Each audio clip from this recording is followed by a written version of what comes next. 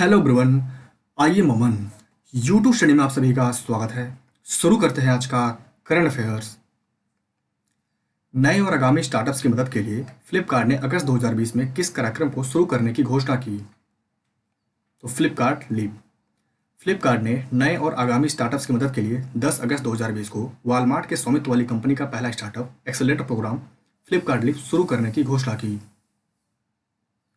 रूसी कवकाश 2020 रणनीतिक command post अभ्यास के लिए किस देश की वायुसेना और नौसेना के 150 सैन्यकर्मी दक्षिणी रूस के अस्त्राखान में जा रहे हैं? तो भारत। यह अभ्यास 15 से 20 सितंबर के लिए प्रस्तावित है। इसमें एससीओ के हिस्से वाले देशों के साथ साथ चीन और पाकिस्तान सहित 18 देशों की भागीदारी होगी। हाल में खादी और ग्रामोद्योग आयोग केवीआईसी ने किस राज्य में अपनी तरह का पहला प्रशिक्षण सह उत्पादन केंद्र खोलने की बात कही? तो अरुणाचल प्रदेश में केवीआईसी ने अरुणाचल प्रदेश के आदिवासी गांव चुल्लू में अपनी तरह का रेशम का पहला प्रशिक्षण सह उत्पादन केंद्र खोलने के लिए तैयार है। अस्पतालों की स्वास्थ्य देखभाल पेशेवरों की कमी को पूरा करने के लिए जॉब पोर्टल naukri.com ने किसके सहयोग से एक प्लेटफॉर्म लॉन्च किया? तो ईसीएचओ इंडिया।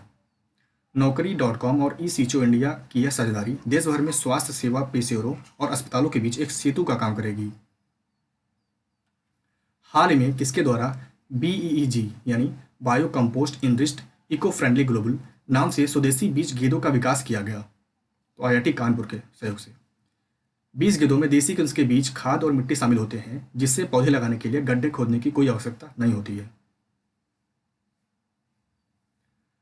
फसल कटाई के बाद प्रबंधन और कृषि उपज के विपणन के प्रोत्साहन के लिए प्रधानमंत्री नरेंद्र मोदी ने कितने करोड़ रुपए के कृषि बुनियादी ढांचा को शुरू किया? तो 1 लाख करोड़ रुपए। यह योजना किसानों के लिए बेहतर भंडारण और कोल्ड स्टोरेज की सुविधा प्रदान करेगी। भारत के स्थानीय विनिर्माण में वृद्धि के लिए किसके द्वारा आत्मनिर्भर भारत सप्ताह का शुभारंभ किया गया? तो राजनाथ सिंह के द्वारा।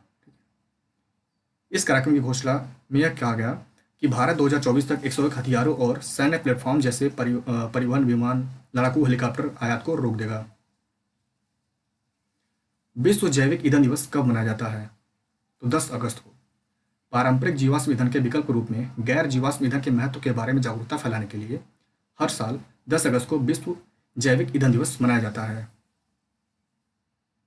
हाल में ट्रैफिक सिग्नल्स और साइन पर महिला प्रतीक बनाने वाला भारत का पहला शहर बन गया।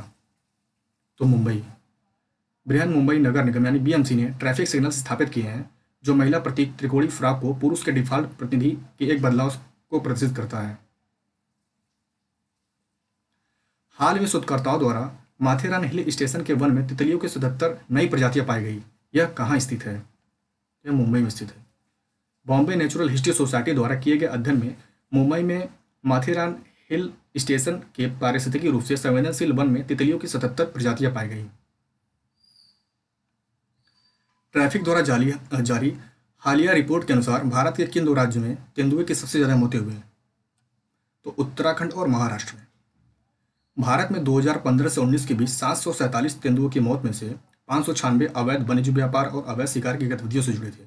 तेंदुआ आईयूसीएन रेड लिस्ट में वल्नरेबल कैटेगरी में सूचीबद्ध है। हाल में अमेरिका स्थित रॉकफेलर फाउंडेशन द्वारा फूड सिस्टम विजन प्राइज के लिए शीर्ष 10 फाइनलिस्टों में किसे चुना गया? तो एफएसएसएआई ने 110 देशों में 1300 से अधिक आवेदकों के बीच अपनी ईट राइट इंडिया पहल के लिए टॉप 10 में जगह बनाई। एफएसएसएआई यानी food safety and standard authority of India, इसकी स्थापना food safety and standard act 2006 के द्वारा 2011 में किया गया था। उसका हेडक्वार्टर है नई दिल्ली में। उसके चेयरपर्सन है रीता टियोटिया।